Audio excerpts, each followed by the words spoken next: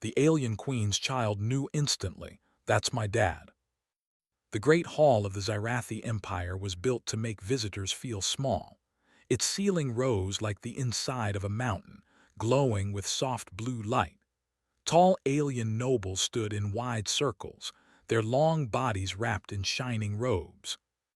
At the center of the hall stood a small group of humans, wearing simple uniforms. Among them was Captain Elias Ward. Elias did not look special. He was not tall compared to the aliens. He did not wear medals or bright colors. He stood straight, hands calm at his sides, eyes focused forward. He had trained himself to stay steady in strange places. Still, he could feel the weight of the room pressing down on him. This meeting was important, very important. For the first time in history, the Xyrathi Empire had invited humanity to a royal gathering. Not a trade meeting, not a warning, a royal gathering. No one fully understood why. At the far end of the hall sat the alien queen. She was taller than all others, her form elegant and powerful. Her eyes were dark and thoughtful, ancient and sharp. Beside her stood her child, the royal heir, still young by Xyrathi standards. The child watched the room with curious eyes, head tilting slightly as if listening to things others could not hear. The hall was silent as Elias and the human delegation were guided forward. The queen raised one long hand.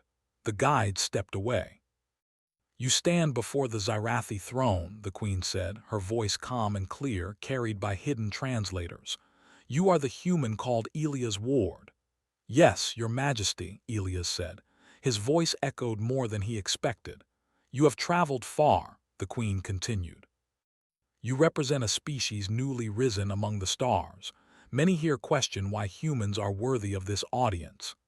Elias had prepared for this. He had practiced answers for weeks. He opened his mouth to speak.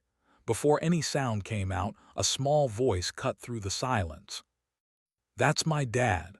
The words were clear, simple, perfectly translated. The entire hall froze. Elias felt his heart stop. He did not understand what he had heard. Slowly, he turned his head. The queen's child was pointing directly at him. "That's my dad," the child repeated louder now.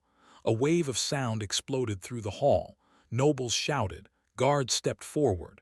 Some aliens recoiled in shock, others in anger. The queen did not move, but her eyes narrowed slightly. Elias stood still. His mind raced. He had never been married. He had no children. He had never even seen a Xyrathi child before this moment. I don't understand," Elias said quietly, though no one seemed to hear him. The child stepped away from the queen and walked forward. Guards reached out, but the queen raised her hand again. They stopped instantly. The child stopped only a few steps away from Elias and looked up at him. The child's eyes glowed faintly, studying him in a way that felt deep and strange. "I know you," the child said. "You feel right." Elias knelt without thinking. It felt wrong to stand over the child. "I'm sorry," he said softly. "I think there's been a mistake." The child frowned, clearly confused by his words. "No mistake," the child said. "You were there, you helped." The queen rose from her throne. The hall fell silent again. "Explain," she said, her voice calm but dangerous. Elias stood slowly. Every eye was on him. His hands shook, but he kept his voice steady. "Your Majesty," he said, "I swear I do not know how this is possible. I would never lie to you." The queen studied him for a long moment. Then she turned to the child. "Tell me what you remember," she said gently. The child closed their eyes. "I remember light," the child said, "warm light and voices. And one voice that stayed when the others left. A voice that talked to me, that told me stories, that promised I would not be alone." Elias felt cold. Memories stirred at the edge of his mind, memories he had tried to forget. Years ago, before humanity was welcomed anywhere, Elias had been part of a rescue mission. A damaged Xyrathi research vessel had drifted near human space. Orders had been unclear. The Xyrathi were unknown, powerful, and feared. Elias had chosen to help anyway. He remembered the lab, the strange glowing chambers, the quiet hum of machines far beyond human design. He remembered being alone for hours while repairs were made. And he remembered a small chamber, a soft light, a voice that was not yet a voice. He had talked. He had told stories about Earth, about rain and oceans, about hope, about fear. He had spoken because the silence felt wrong. He had never imagined anyone could hear him. "I didn't know," Elias whispered. The Queen's eyes sharpened.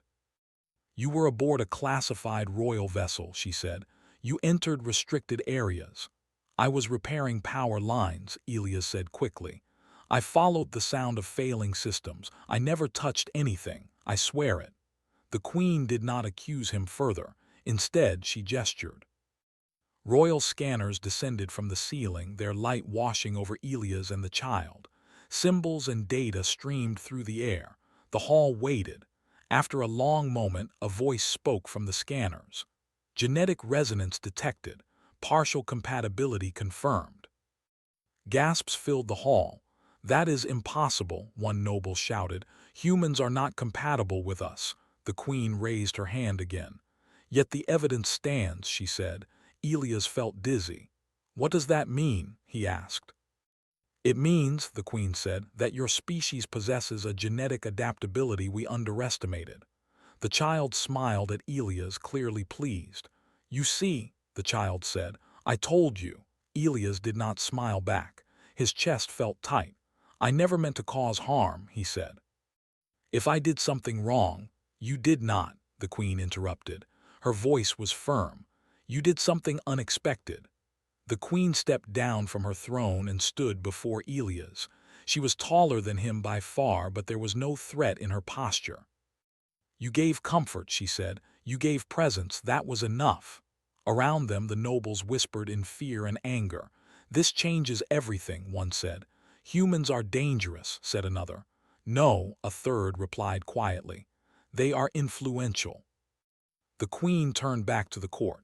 "Captain Elias Ward will remain under royal protection," she declared. "No harm will come to him." Elias looked up in shock. "Your Majesty, my child has chosen," she said, "and Scifi law is clear." The child reached for Elias' hand.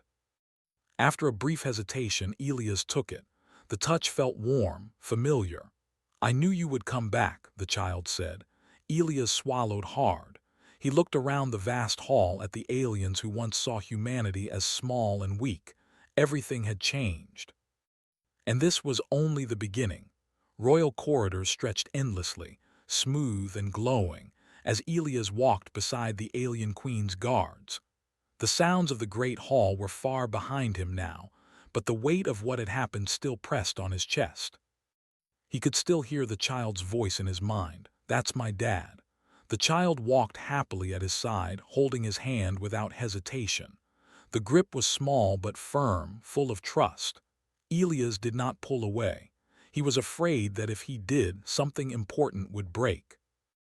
"This way," one of the guards said, his voice deep and neutral. They reached a quiet chamber filled with soft light. The walls shimmered with living patterns, slowly shifting like calm water. The door closed behind them without a sound. The Queen entered last. "Leave us," she ordered. The guards bowed and exited. Silence settled in the room. The Queen turned her gaze to Elias. "You are afraid," she said.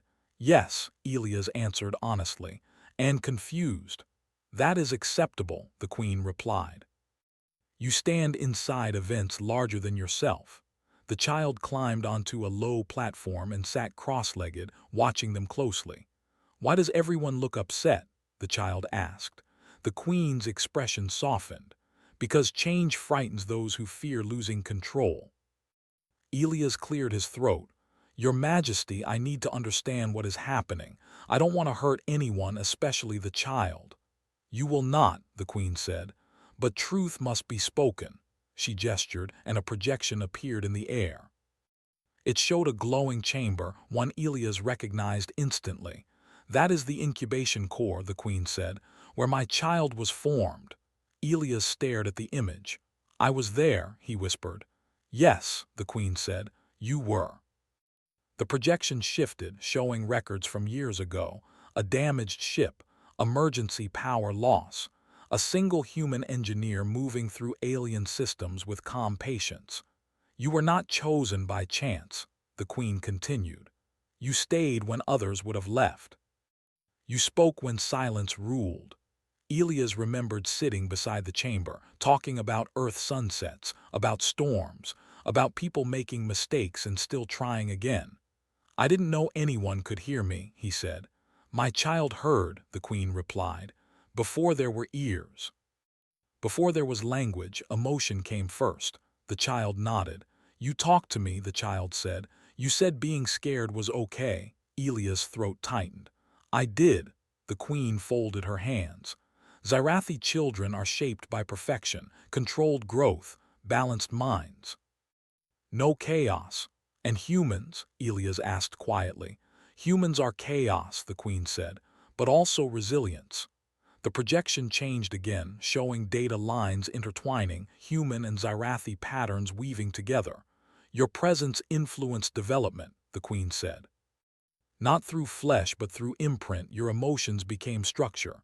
Elias looked up sharply. You're saying I'm a father, in the way that matters, the Queen answered. Yes. Outside the chamber, tension spread across the palace. News traveled fast. Faster than light through fear. In council halls and shadowed chambers, nobles argued. This human cannot be trusted, one said. He has already altered the royal bloodline, said another. This proves humans are manipulators, a third hissed. Others disagreed. He did nothing by force, one elder replied. If presence alone gives them power, imagine alliance. Military leaders watched silently, calculating. Back in the chamber, Elias knelt in front of the child. I don't know how to be this, he said gently, but I won't disappear. The child smiled wide. You won't leave. No, Elias said, not unless you want me to. The child shook their head quickly. Stay. The Queen watched closely. You bond easily, she observed. It's what humans do, Elias said, even when we shouldn't. An alarm suddenly pulsed through the room, low and steady. The Queen's eyes darkened. The council has called for a legitimacy trial, she said. A trial? Elias asked. They will challenge your influence, she replied, and my child's future.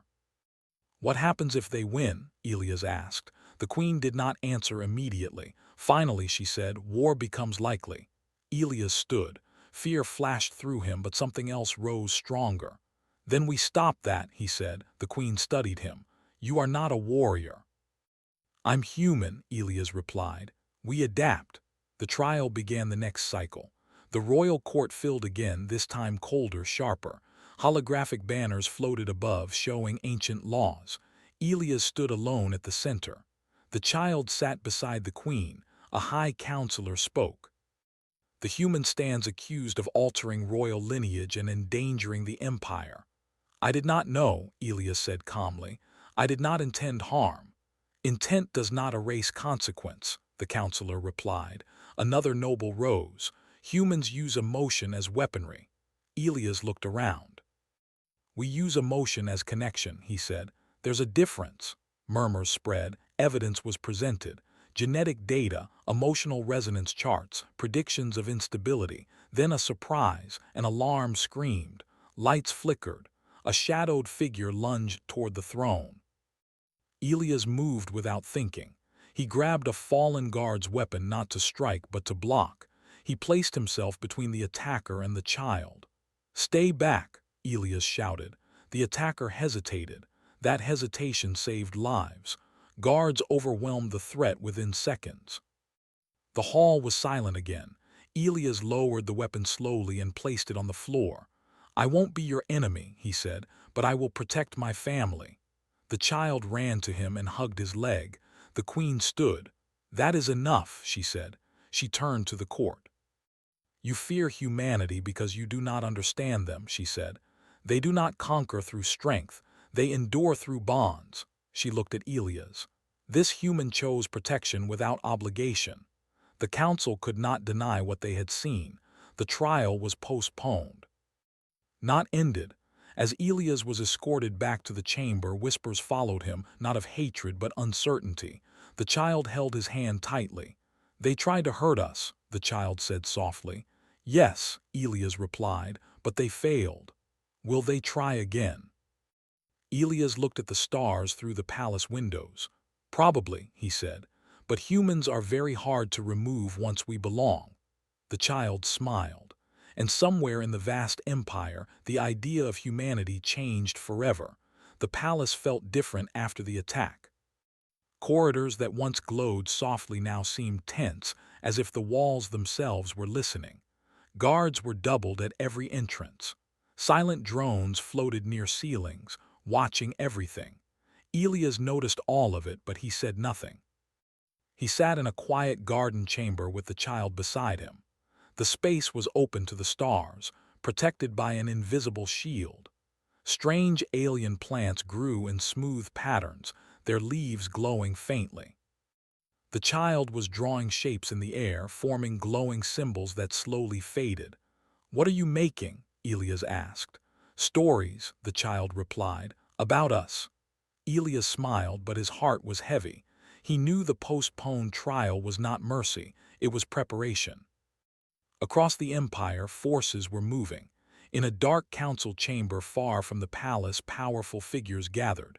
Some were nobles, some were military leaders, some represented other species allied with the Scifi. "The human has become a symbol," one said. "Symbols can be broken," another replied. "Or removed quietly," a third suggested. They did not plan open war. Not yet. They planned pressure. Trade routes were restricted. Human ships were delayed. Rumors spread across the empire that humans could influence minds simply by being present. Fear grew. Back in the palace, the queen met with her closest advisors. "They are turning the court against us," one advisor warned. "They want you isolated," said another.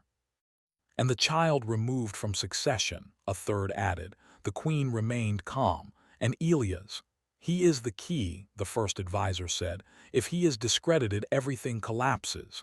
The queen nodded slowly. "Then they misunderstand humans." Later that cycle, Elias was summoned. He entered a private chamber where the queen stood alone. "You feel the pressure," she said. "Yes," Elias replied, "even the air feels heavier." "The council will resume the trial," the queen said, "but not in a courtroom." Elias frowned. "Then where?" "In reality," she answered. She activated a projection. It showed multiple star systems highlighted in warning red. "They will test humanity," she said. "Small conflicts, moral traps, impossible choices." Elias understood. "They want us to fail."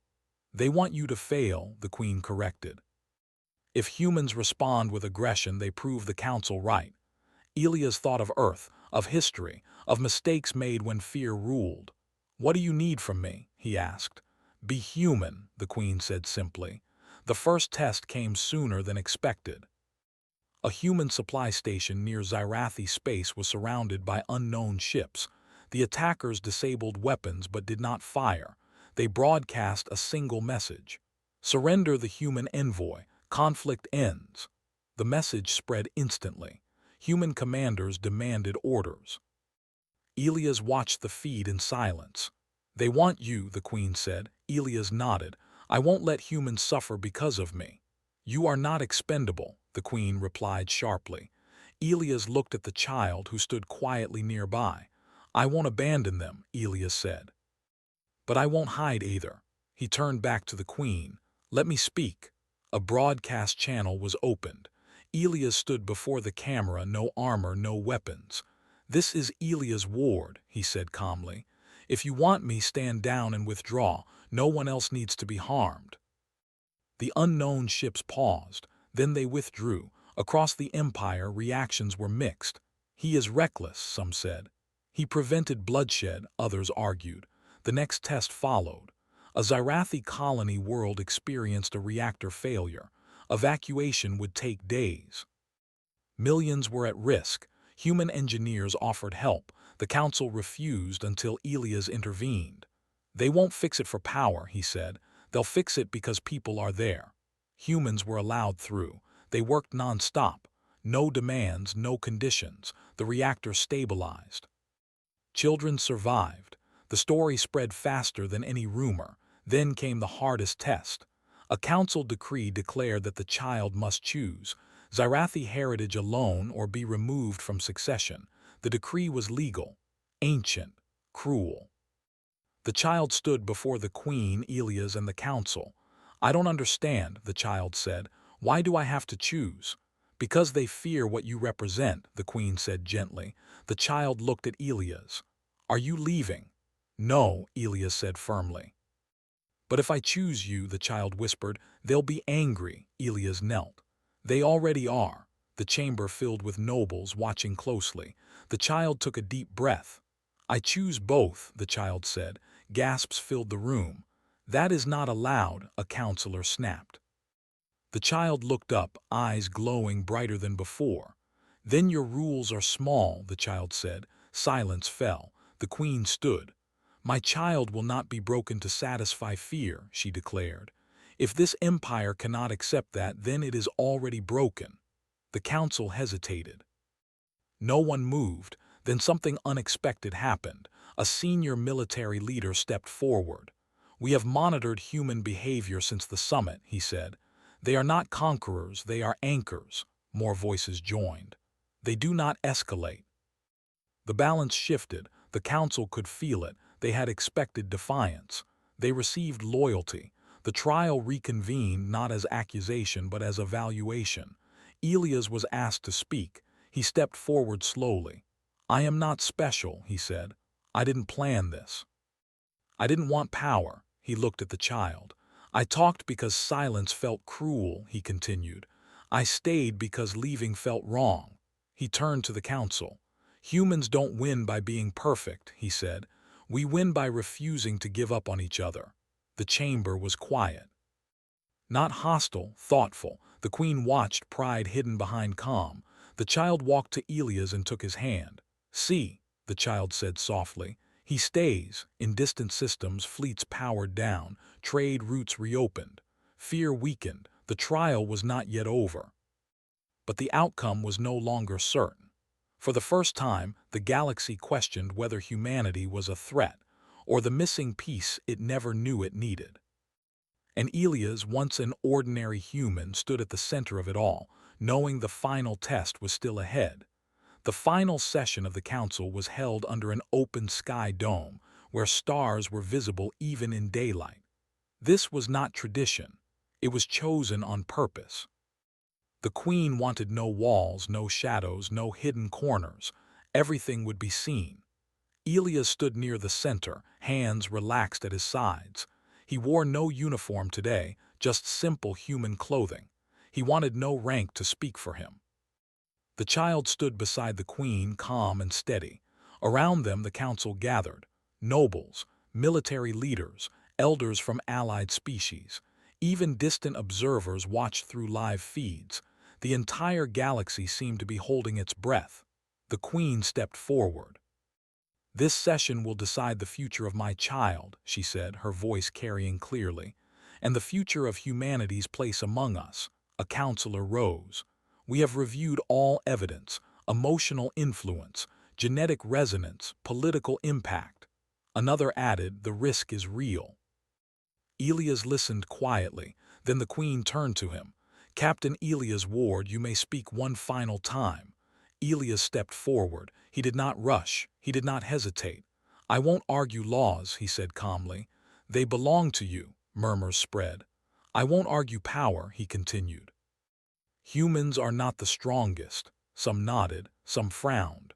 "I will speak about responsibility," Elias said. He looked at the child. "When I spoke in that lab years ago, I didn't know anyone was listening. I wasn't trying to shape a future. I was just trying to be kind." He turned back to the council. "If that makes me dangerous," he said, "then you are right to fear me." The room was silent. "But if kindness creates bonds," he continued, "and bonds create stability, then maybe fear is the wrong response." A military leader shifted. "Words are easy, power is not." Elias nodded. "Then judge us by actions." He raised his hand slightly. Data projections appeared around the chamber. Human-led rescue missions. Medical aid without contracts. borders respected even when provoked, retreats chosen over conquest. "We fail," Elias said, "often, but we learn." The queen watched carefully. The child held her hand. A counselor spoke sharply. "And what of the child? Divided loyalty creates weakness." The child stepped forward before anyone could stop them. "I am not divided," the child said clearly. Gasps followed. "I am expanded," the child continued. "I am Zyrathi and I am human taught." The child looked at the council. "You taught me order," the child said. "He taught me care." The queen did not interrupt. "Why must I lose one to keep the other?" the child asked. No one answered. Then an elder from a neutral species spoke. "Our histories show that empires fall when they reject change," the elder said, "not when they embrace it." Another voice joined. "Humans have not taken territory, they have taken responsibility." Slowly the tone shifted. The queen raised her hand. "The council will vote," she said. Symbols appeared in the air. Votes were cast in silence. Elias did not watch. He watched the child. When the final symbol locked into place, the queen turned. "The council has ruled," she announced. "The child remains heir, fully recognized." A wave of sound swept through the chamber. Shock, relief, fear, hope. "And humanity," someone called. The queen smiled faintly. "Humanity is granted protected partner status," she said. "Not as subjects, not as rulers, as family." Elias closed his eyes for a brief moment. He had not realized how tightly he had been holding his breath. The child ran to him and hugged him tightly. "You stayed," the child said happily. "I promised," Elias replied. In the days that followed, the galaxy adjusted. Human ambassadors were welcomed where they had once been ignored. Trade opened, not forced but offered. Joint missions began, human adaptability paired with alien precision. Elias refused titles, refused positions of command. Instead, he stayed in the palace, not as a ruler but as a guide. He told stories to the child at night, about Earth, about mistakes, about courage found in small moments. The queen watched from a distance, thoughtful. One evening she joined him. "You changed the empire," she said. Elias shook his head. "No, I just didn't leave." She studied him. "That may be the same thing." The child looked up at both of them. "When I rule," the child said, "I will make a place where no one is alone." Elias smiled. The queen placed a hand on the child's shoulder. Across the stars, old enemies hesitated. New alliances formed. Humanity was no longer seen as weak. They were seen as something harder to fight. A species that bonded. A species that stayed. And in the quiet of a vast palace, an ordinary human sat beside an alien child, watching the stars, knowing that the future was not built by domination, but by choosing each other, again and again. The galaxy would remember that lesson, because humans made sure it could not be forgotten.